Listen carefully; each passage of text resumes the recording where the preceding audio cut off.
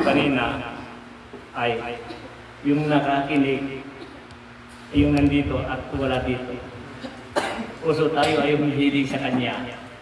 Lagi natin tandaan, lagi tayo humihiling sa Kanya, kung Jesus Christ.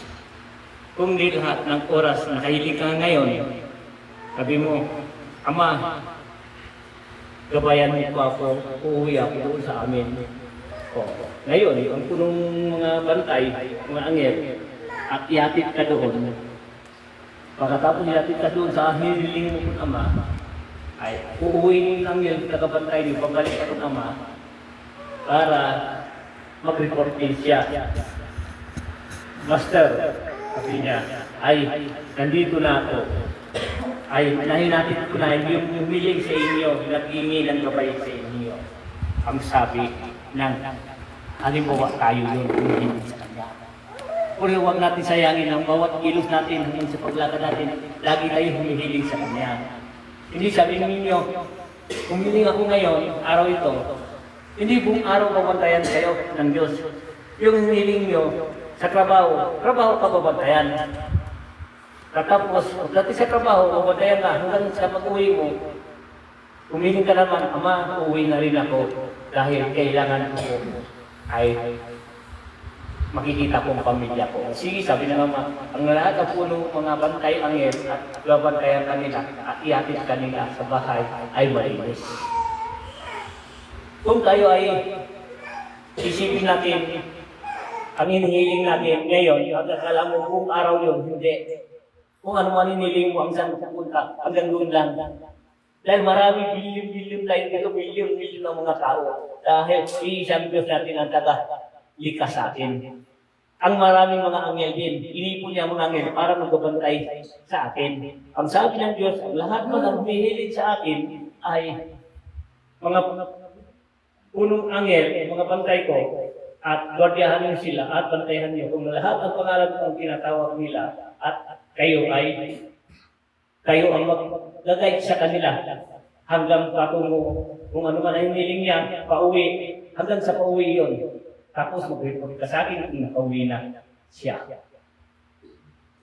Kailangan lagi mag-report tayo o Ama, para ang Ama, lagi may nagbabantay sa ating anghel, para saan tayo patutungo, binabantayan tayo hanggang darating tayo sa patutunguhan natin.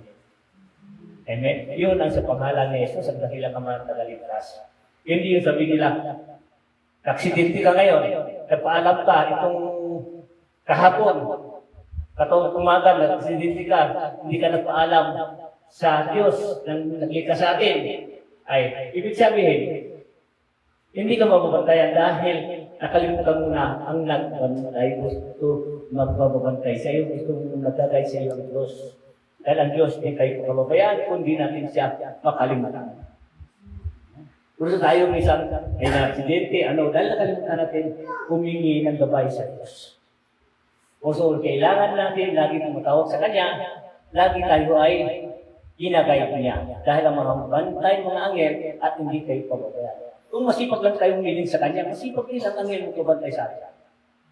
Kung manging tamad tayo humiling sa Kanya, at wala magpapansin sa iyo, dahil ang lahat yan, ang sabi ng Ama, anak, hindi lang kita, anak, mababantayan. Marami kayo, milyon-milyon kayo. Kailangan ang bawat salita niyo sa aking pangalan at may magbabantay sa inyo. Sa pangalan ni Jesus. Puro kailangan natin ngayon, maraming sakuna, maraming sakit, kailangan natin lagi kumihiling sa Kanya, hingi tayo ng gabay para gagabayan tayo ng mga. Ang sabi ng Ama, ang lahat ng sinuman ang humiling sa akin, kayo ang mga bantay ko, ang mga punong anghel, at bantayan ko sila. Kung oras may nangyari sa Kanya, parusahan ko rin kayo. Dahil sila ay dapat ninyo. Diskutuin, igagala, alataan mo sila. Dahil sa pangalan ko ay tinatawag dapat diskutuin natin. At larumpanan natin ang katutulan para sa kanyang kalakasan. Okay. Yun na naman, sabi naman. Yun, binigyan ilang ilaw ng iyon. Isip at puso. Yung ilaw namin tawagin si Jesus para tagaligtas natin lahat. Amen. Lahat ano man ang mga sakit ninyo. Pabayaan ninyo, hilingan kayo sa Kanya, hingi kayo ng buhay, at di kayo pabayaan. Angel, tuloy-tuloy ang bantay sa inyo, basta laging tatawagin ay dakilan ang mga natin ng isang liwanag. Ang liwanag yun si Jesus. Amen. Kaya ang kalawyan, ang Diyos liwanag. Talagang kung ang liwanag ay si Jesus. Diyos liwanag, humihin tayo ng liwanag, para manliwanagan lahat ang sikat ng puso natin, at maglatan natin liwanagin, malayo ang biglasya sa atin. So, kailangan natin magbalik loob sa Diyos. Ano, may masasabi ba kayo? O, meron ba o wala? Tama ba ang sinabi ito? Hindi. Hindi, lahat yan, kailangan natin gawin natin habang walang sapat tayo. Habang talagang sulit tayo. Si Lord lagi tawag ko natin para nalagay sa atin si Lord. Gagawin tayo ni Lord. Dahil ang namin lagi nagawagay sa atin. Dahil sa pangalan ng Jesus, nakilang ang mga tagaligtas, piligtas tayo ng hangin sa mga ng Diyos. Buhay na buhay. Yun lang naman ang kunting aral at kunting paliwanag ng Diyos. Ito ang paspas ng Diyos.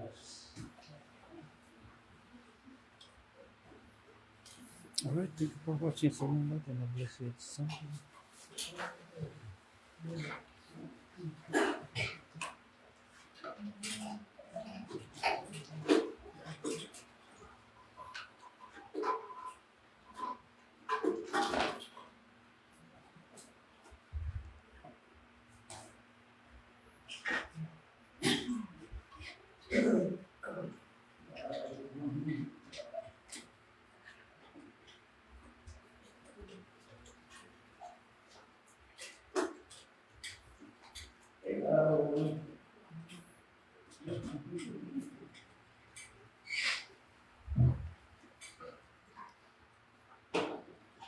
Ang lahat ng bagay na tubigay niyo, kung ano lang nararamdaman ninyo, sa pangalan ni Jesus, nakilang ko natin, Ama, ito ang tubig na bawat maso ninyo.